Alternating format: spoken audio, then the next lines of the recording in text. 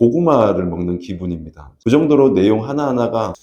안녕하십니까. 국물PK 변준석 변호사입니다. 오늘은 책을 하나 소개해 드릴까 하는데요. 책 제목은 현대의 일본을 찾아서라는 책입니다. 책은 크게 두 권으로 이루어져 있습니다. 저자는 마리우스 B 젠슨이라는 분인데요. 하버드 대학교에서 몇십 년 동안 일본 사회에 대해서 연구를 하시고, 그리고 그 역작으로 이번에 책을 쓰시고 나서 출간되고 나서 이틀 뒤에 돌아가셨습니다. 책의 특징은 정말 객관적인 시각으로 일본 역사를 바라보고 있다는 것입니다. 이 책을 읽게 된 계기는 몇 달 전에 우리나라에서 정말 흥행을 했던 파묘라는 영화를 보게 됐어요. 그 영화에 보면 오니가 나오죠. 오니가 뭐 참에 있느냐, 은어가 있느냐, 막 이런 대사가 나오고, 일본의 음양사에 대해서도 언급이 되고 이런 게 있어서 너무 그게 갑자기 호기심이 드는 거예요. 그래서 영화를 보고 난 후에 인상이 남아서 유튜브를 봤는데, 유튜브에서 황현필 강사라는 분이 파묘를 보고 난 이후에 어떤 일본사에 대해서 설명하시는 영상을 보게 됐습니다. 그 영상의 특징은 도쿠가와 막부가 시작하기 전에 세키가하라 전투를 시작으로 최근에 아베 총리에 되기까지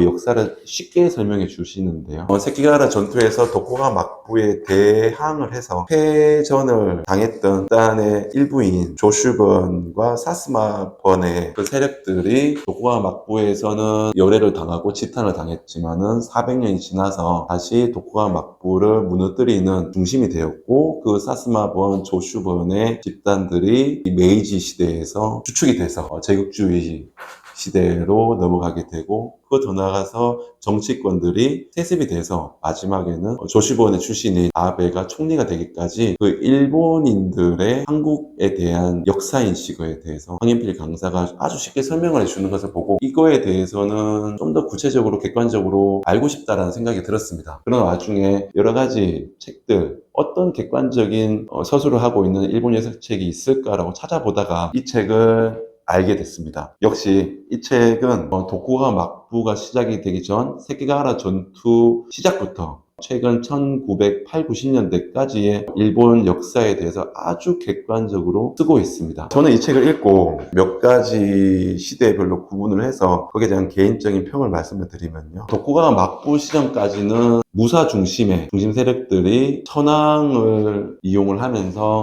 무사 중심들이 이 나라를 지배를 합니다. 소위 무식하게 힘의 논리로 나라를 지배를 하는 무식한 시대였다라고 보이지만, 다만 그 뒤에 페리 제도기, 미국의 페리 제도기 입항을 하게 되면서 그때부터 메이지 시대가 시작이 되면서 거기에 주축이 된 조슈번과 사스번의 집단 중에 엘리트들이 나라의 중심 주축이 되면서 거기에서 많은 엘리트들이 해외로 넘어갑니다. 나라에서 엘리트들을 적극적으로 선진 서양에 보내서 선진 문물들을 접하게 합니다. 그래서 결국에는 약 30년 기간 만에 선진 문물을 일본화시키고 실제 근대화를 성공을 하게 됩니다. 그게 대략 한 1860년대부터 1890년대 정도까지인데요. 이 순간에 이 일본인들의 정치와 그리고 시대인식들은 정말 훌륭했던 것 같습니다. 하지만 그것이 뒤에는 여러분 아시는 것처럼 제국주의로 변모를 하면서 우리나라와 타이완을 침범을 하고 상당히 오만방자하게 시대를 주름을 잡았던 거죠. 그래서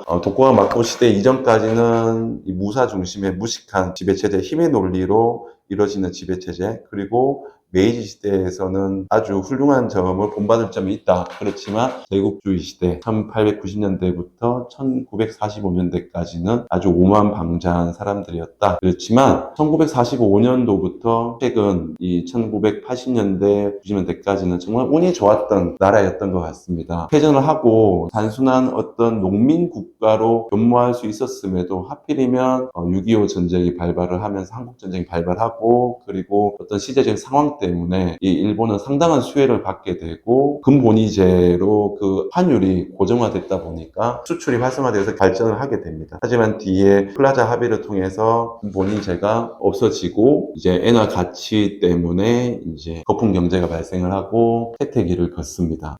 그 과정의 일환들을 이 마리우스 B 젠슨은 아주 객관적으로 설명을 하고 있습니다. 이 말씀을 드리는 이유는요, 아직 우리나라 많은 사람들이 우리나라 사람이 쓴 일본 역사에 대해서 많이 갖춰져 있는 것 같다고 생각을 하고요. 마찬가지로 일본 사람들도 일본 자국 내에 있는 사람들이 쓴 일본사 그리고 한국사에 많이 갖춰져 있겠죠. 정말 나쁜 나라이지만 일본은 정말 가까운 우리나라 옆에 있는 나라지 않습니까? 그리고 우리에게 상당한 많은 영향력을 많은 피해를 줬던 나라인데 하지만 그와는 별개로 많은 발전을 이루어낸 나라입니다. 이런 나라를 통해서 그 역사를 보고 많이 경험을 함으로써 많이 배움으로써 역지사지에 이러한 일본이라는 나라가 어떠한 나라이고 어떻게 발전을 했으며 어떠한 시각으로 한국을 보고 있는지를 객관적으로 파악을 하는 것은 우리나라 발전을 위해서도 우리나라가 일본을 바라보는 인식에 대한 객관화를 위해서도 정말 필요하다고 판단을 해서 이 책을 읽게 됐고요. 이 마리우스 B. 젠슨이라는 교수님이 몇십 년 동안 연구한 결과물이기 때문에 내용 하나하나가 정말 알찹니다. 하지만 그 단점으로는 제가 이 책을 읽으면서 고구마를 먹는 기분입니다. 정말 이 목이 탁탁 막히는 기분일 정도로 진도가 정말 안 나갑니다. 그 정도로 내용 하나하나가 지면 하나하나가 낭비가 되어 있지 않고 정말 알찬 내용으로 구성이 되어 있습니다. 일본 역사를 어느 정도 알고 난 뒤에 드는 추가적인 욕심은 일본이라는 나라를 좀 더 자세하게 알고 싶다. 기존에 도쿄나 오사카 이런 데 갔을 때는 전혀 일본 역사에 대해서 피상적으로 알았기 때문에 그냥 보고 오는 거에 불과했는데 제대로 된 역사를 알고 나서 일본에 대해서 좀 더 객관적으로 직접 보고 경험하고 싶다는 생각을 가지게 됐습니다. 일본과 관련된 책을 샀습니다. 30개 도시로 있는 일본사, 지금의 일본 소도시 여행, 그리고 일본 문화로라는 표현으로 제목으로 된 총 4가지 4권으로 구성된 책도 있는데요. 제 버킷리스트는 이런 일본과 관련된 책을 꾸준히 읽어서 일본의 도시들에 녹여져 있는 역사들을 직접 보고 싶고요. 대한민국의 인식 그리고 비교가 되는 상황 그리고 그 현재 그때 당시에